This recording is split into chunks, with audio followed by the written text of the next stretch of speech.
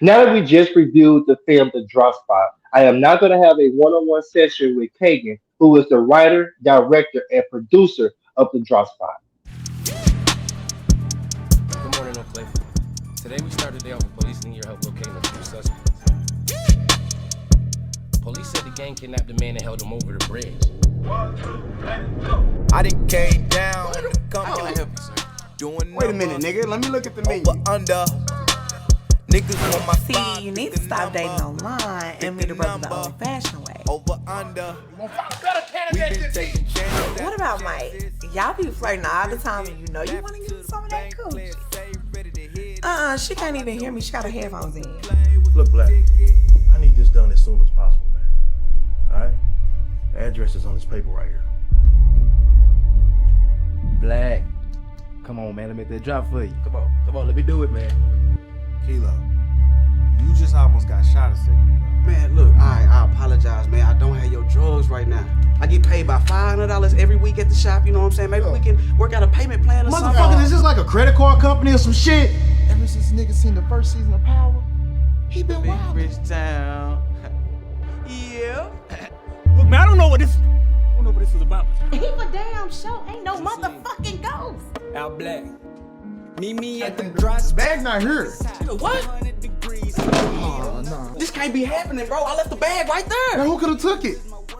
Had to be Mr. Jake's no neck ass, man. He the only one with a key. You do this for me, and we good on that thing, girl. How much do y'all want for this? 50,000. Are you players? Oh man, we gon' send your family message. Might just hang you over bridges, buy your bridges, buy my lettuce. Let me get that red bird. I believe I can fly. Get them bird down south, word of mouth, that was ludicrous. You gon' make a nigga push up on you for the foolishness. Hella do bad, put that pistol on you, that's my hooligan. Please don't test my patience. So now I'm sitting here with Kagan himself, who, like I told you, is the writer, director, and producer of The Drop Spot. So, Kagan, how your night been? Pretty good, man. Pretty good. Grateful to be on this show. Thanks for having me. And yeah, just getting ready for big things coming up. So yeah, overall things are good. Okay, and we're gonna get to that in a second. So, talking about The Drop Spot, what kind of person do you think should come and see this show? Man, I think people who first love comedy. If you're Okay. not a person who likes to laugh, then the drop spot might not resonate with you because it is a comedy. Literally, most of the scenes, majority of the movie is comedy in it. There are some serious aspects to it, but for the most part, it's comedy. So, if you love to laugh, also if you can, are you one of those 1 billion people who watch Power and uh, you know, tapped in with the Popeyes epidemic, you might catch the references. So, those are all qualifications or, things that you probably would enjoy the film or if you have done. Okay, and I'm gonna get to that in a second because I did catch the Popeyes reference a lot, and it killed me in the beginning. Um, so the next thing I want to ask you is, was it challenging for you to mix a little bit of hood and comedy together in this film? No, I wouldn't say it was challenging, man. Because sometimes with comedy, if you think too hard on it or if you try too hard on it, it's not gonna come off as authentically funny. You kind of, Hmm. and I don't know your review on the movie yet, but I'm just saying from my perspective, sometimes you Yeah. watch movies and they aren't funny because they're trying too hard to be funny. So it was important for me to just base a script around authentic situations and also people who could bring those situations to life. Okay. And speaking of funny, yeah, it was a different type of comedy to me. Um, I'm gonna ask you which category would the draw spot go in, and I'm gonna just name two other things, and you tell me which one would it be part of. Is it more of Family Guy, Bob Burgers type of comedy, or was it Coming to America, Harlem Nights type of funny? Like which one of those categories you put Dang. it That's a good question. Um, Shoot, man. I don't know. I didn't expect that question, so I'm like, shoot. in? So if I'm being honest, I'm influenced by the latter. So of course, Harlem Nights, Coming to America, that is something I came up on as a kid. So if Hmm. that influence seeks into it, it's definitely understandable. But with some of the spoof things we did, you can Yeah, kind of see with those Bob Burgers kind of, Family Guy kind of deal because it do has a little touch of a spoof in there. But it does. but yeah. So, but when I write though, I'll be a fool to not say that my experience growing up as a kid isn't shaped my writing Hmm. style and directing. Okay, all right.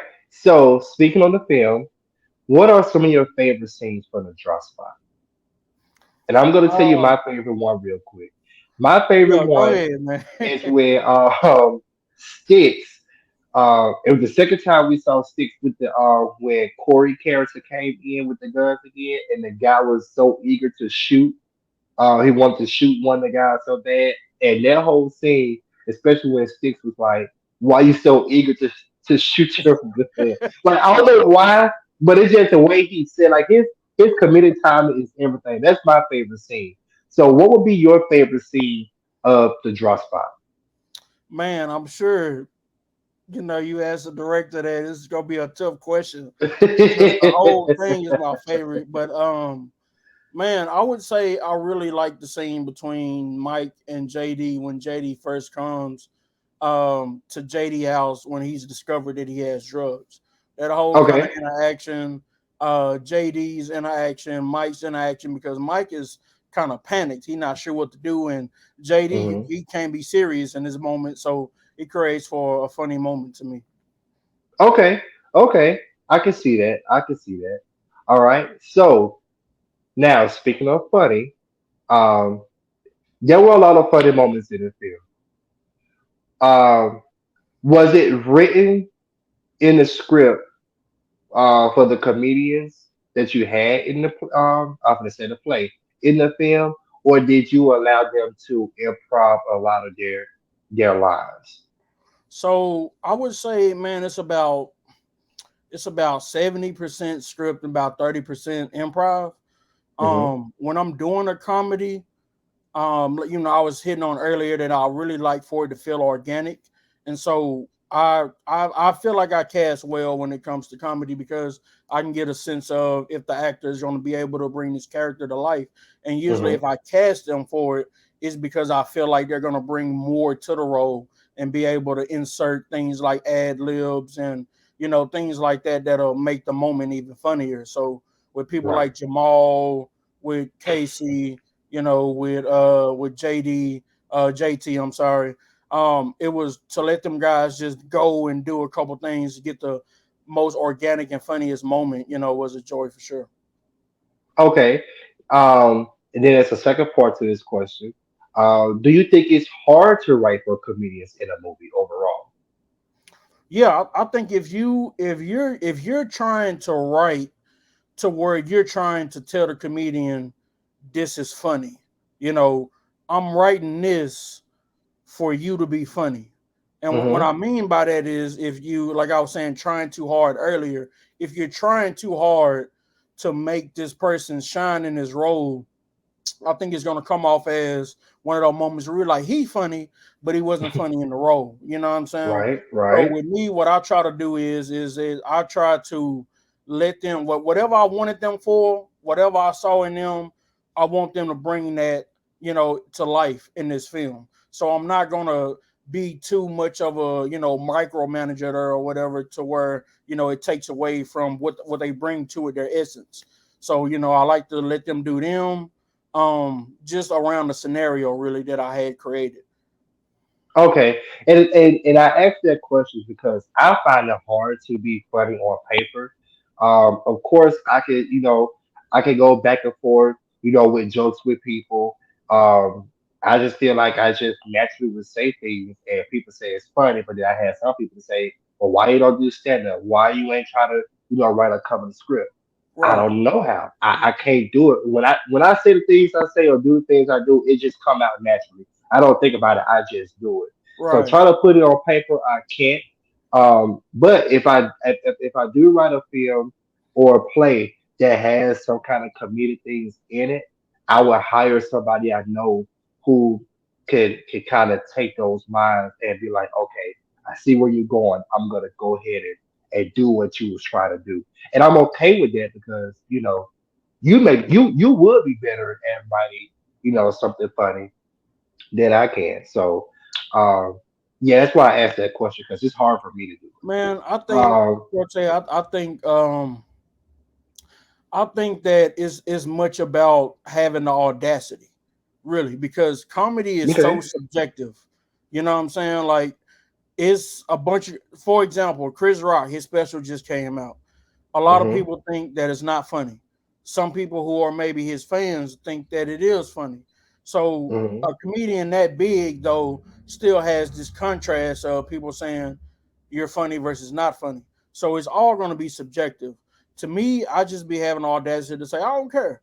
I think it's funny. You know what I'm saying? And if it comes out the way I envisioned it in my head and the way that I felt like it would come together, then it's gonna be Mhm. funny. And I haven't had a moment where that hasn't worked out yet.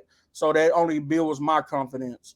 So I would Okay. encourage you, of course, you can outsource. But if you feel like you're funny, man, I would encourage you to just go ahead and try it out and see if it works because it's so subjective. It really is. You probably like the 30th person who told me just go out there and try, it, and I just can't. I just can't. Now, speaking on the drop spot, there were a couple of my favorite actors in the film, like JT, Brandon, Chris Shay. But the people who really stood out to me was Jamal and Sticks. Yeah. Especially Jamal scene. That Yeah. when I tell you that just threw me completely off. I was like, wait, like slow Yeah. down. I never seen Power or anything like that. Right. But watching how Jamal was doing that scene and how he was Yeah. dressed and everything, I'm like, you could tell he ain't just acting, he being for real. Cause I'm like, wait a minute, like Jamal, you taking me too fast.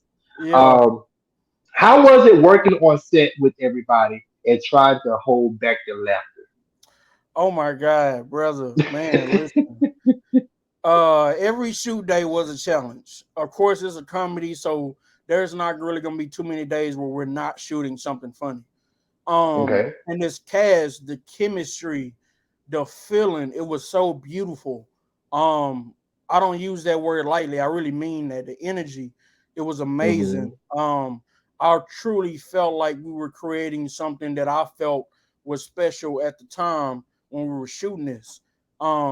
Everyone, came on set like they were family and they treated each other as such, no issues. It was very peaceful. It was great. And the hardest, and that, speaking of that scene you just talking about with Jamal, that was Mhm. probably the hardest scene if I had to pick one because we didn't know. So to Jamal's credit, um, I didn't know he was going to do the part that everybody probably remembers from that scene. The go. I didn't know he was going to do that. So when we were shooting, he did it the first time, and we had to cut because no one could keep, in the laughter. Like he surprised us all with that. So of course I was like, man, we have to keep that.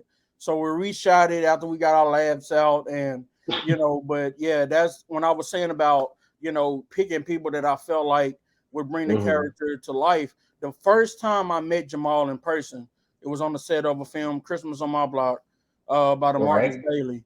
I told him, I said, man, I think, no, I told Greg Keith, shout out my brother Greg Keith who shot the film. I told him, I said, man, I think Yes. Jamal would be great for Ghost. And he agreed. And it came to fruition, but yeah, man. Yeah, Jamal, and then the fact that he just kept a straight, he stayed in character that whole Yeah. scene. His He stayed in facial character expressions are crazy. whole Very, very.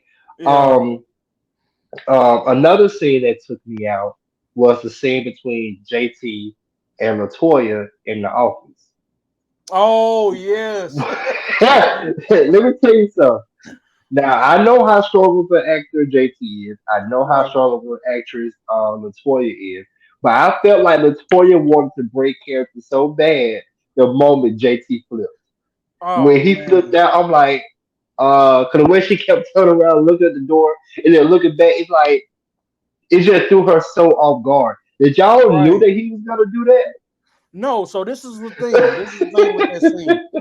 So first of all, it was based off a real situation, but another story. But Okay. we had actually shot that scene already because I had a different person playing that role. So I told him, I didn't, of course, I didn't want him to do exactly what the other person did. So I was like, listen, Hmm. what we're going to do is we'll do it a few different takes and you just give me something at the end. Pretty much the script is going to be the script until it gets to a certain point. And it's like at Right. the end, just give me something, what I'm saying, at the end when, you find out that you can't continue with the interview. So JT, I think he did that on the second take. And man, it was, another scene where I was able to keep me in the laughter there, but it was hard, man, because he really is goofy, and I didn't know He that is. until this movie. He is, and I don't think he tried with his neither. I think he just let it out. I Yeah. think he just and he'd be surprised at himself. Okay, so the ultimate question. I know a lot of people always ask this question: do you see yourself creating a sequel to the Drop Spot? Man, here's the thing with sequels. I have like a million ideas in my head that I want to get out. Um, and so circling back to something that I felt like was a complete story, Hmm. uh, isn't something that I was really thinking about. But I will say that, if the opportunity comes up and it makes sense, that I would love to bring, the characters back and continue these laughs. Okay, okay, because I'd be glad to come in there and act a fool if I could try and Yeah. act a fool and try to get up to their level. Because listen, that yeah. All right. So um, about the film. So I did notice that when I was going through your YouTube page, there was a short film version of the Draw Spot, and then now you have the feature film version of the Draw Spot. Um, what happened there? Did you shoot it first and then decided to make a feature, or what was the reason for the two different versions of Okay. So I come from the short film circuit. Before made a feature film, I made a lot of short films. So well, I ain't gonna it? say a Okay. lot, but I made a few short films. So we got to a point with the short film with the drop spot. It was actually the first concept that I came up with, and I wanted to shoot Okay. something else. So I elaborated on the script, made it longer. The idea is like a while ago, but Okay. we shot it in the pandemic before it got bad, and I was so grateful because everything shut down after that. So literally released the film at the start of the pandemic. During that time, um, shout out to Demarcus Bailey. He had, I believe, just completed Love and Drugs 2, if I'm not mistaken. Yeah, I think he had just completed Love and Drugs Two. 2, or he was Okay. en route to finishing. I can't remember. But I sent him the draw spot. I sent it to him because I knew he was doing features, and that had been nothing I was even thinking about yet. I knew I didn't want to do any more short films, but I was looking forward to progressing. And he looked at it, he watched it, and he gave me the idea to shoot it as a feature. Because like I said, I was done with it. I was ready to move on to the next. I was just sending it to him to kind of showcase my talent. You know what I'm saying? Like, hey, D Bailey, holla at your boy. You know what I'm saying? No matter. So he watched it. He said, "Hey man, what you think about doing with this?" And it kind of went from there. At first, I think he was suggesting that we expand on it, but when you being a perfectionist, man, when you see did something and you want to improve on things, I definitely took the opportunity to reshoot it. So yeah. Okay. And um, So you think you'll do a spinoff from the draw spot? A And when I spinoff. say spinoff, I would say I want to, me personally, I would love to see how the Be Naked character Mm-hmm. um progress now that he has his son. What you Mm. like I want to see how that particular storyline goes.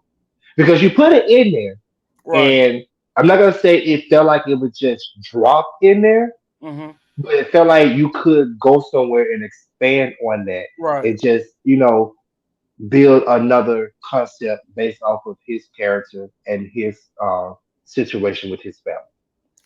Yeah, man. I'm never gonna say never on anything, man. I'm a creative at heart. So if Hmm. the situation came to where it was like, hey, what do you think about doing this at this time, and the resources are there, the casting is there, I would do it. I would love Okay, to, expand on, just a single father, and those kind of situations, or even what more JD might can get them into, and things like that, man. So I would be up for the challenge, because I would still try to figure out a way to incorporate, Big Black and Kilo, to keep that humor there from their end as well. got it. Okay, all right. So, another ultimate question that you probably get asked a lot. So, what's next from All Black Films? Okay. And I know is everybody think it's all black, but I just want to say it because this is a public platform. It's Al Black. It's Al Black. Yeah. Al Black.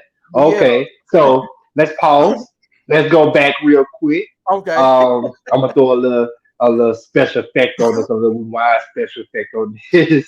Um, so, um, what's coming next? But is it Al Black? Al Black. Uh-huh. Al Black. All right. So what's coming next from Al Black Films? So next is actually a film we shot last year called Mojo Savage. Um, Okay. it's a drama. So right out the bat, even though it has some comedy in it, because I'm a comedian at heart, but it's a drama. So I wanted to show people, instantly after doing something like the drop spot, that there was already depth there and there was versatility.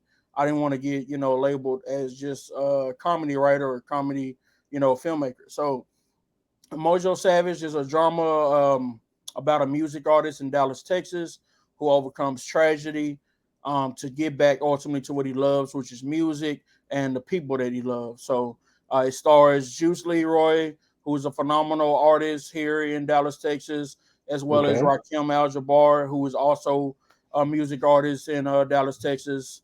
Okay. So shout out both of those brothers, along with Corey Pratt, Raquel Belt, Chris Deshay, Brandon Medlock, a lot of people that you have seen in other movies, and super excited for everybody to see that. Okay. Cool. And on the comedy side, I did notice after searching through your Facebook and everything that you did a comedy show a while back. And I think that's when I first heard of you. You did it was somewhere over in I think it was the Soto area. It was Yeah. this was a long time ago. Wow. Yeah. This is 2021. I think you're talking about. Yeah. It was the That's Funny live show. That's it. That's it. That's when I first heard of you, and I think we met. I think you were sitting at the table as we was coming in with your merchandise. Oh, okay. Yeah. Yeah. Yeah. Yeah. Yeah. Yeah. Yeah, but we didn't Well, know we each other met at the before time. that, but We did. yeah, but I was very much in the background. We were this was the Christmas on my block, the auditions. I was sitting in the auditions while y'all were reading and going through the auditions for casting. Ah, So yeah, I think it was you and I don't want to say I can't remember who I, I kn- was there, but I remember you I was think there. yeah, it was me, Demarcus, hmm Snoop, hmm Raquel, not Raquel, Aaron, and Aaron, GK. yeah, yeah, and Yeah. GK, yeah, that's exactly who it was. So yeah, Yep. I was kind of man, just I was very Okay. new, so I wasn't really being very outgoing there. I was just kind of seeing what was going on, observing the scene. Very much nervous Gotcha. about meeting people and jumping into the entertainment field on another level. Gotcha. Okay. Okay. So on the comedy side, do you have any other live shows or anything you doing on the comedy side outside of films? Yeah, man, we're actually doing a show called Act Up. It's a acting improv show that we do at Snookies in Dallas. Um, Okay. we try to do it, twice a month. I don't like to, I don't want it to stale out. So we don't do it, every not a weekly thing. But yeah, Got it. we did the first show February 23rd, and we have the next show coming up. I don't know if this will be out before then, but March 30th. If it's already passed, but yeah, we're doing that. Snookies. It's very much a description of it. I could tell you it's like a Wild and Out meets TikTok. So it's kind of Okay. combining elements and using some talent you probably know from around the way. Brandon Be Naked, Jamal Randall, they're a part of the cast. So yeah, Okay. it's something we're building right now. But yeah, Gotcha. act up. Okay. Fine. All right. So how can people follow you and see more of your work? So I am Kagan Alexander Black, which is beautifully displayed right there. Search it on. You can Google. You can Facebook, IG. Is my main platforms that I'm on, and when I'm releasing information like projects and also casting calls. Also on IMDb, Kagan Alexander Black. So you can check me out there, and YouTube, Al Black Perfect. Films. Got it. Yes. Please. And don't say all like I did. Okay, so this concludes our one-on-one session with Kagan, the writer, director, and producer of the Draw Spot. Make sure y'all go out and see this film. It is out on Tubi. And what else can they see it at? Tubi, Amazon Prime, and I'm gonna say Voodoo. I don't know how many people really, click on Voodoo, but it is available on Voodoo. Okay, so yeah, y'all make sure y'all go out and see the Drop Spot, and you let us know how you like the movie. You heard my review in the beginning, so make sure y'all go out and support the film, support Kagan and all that he do, and I will see y'all here next time on another episode of the Indie Empire. Thank you for having me on, brother.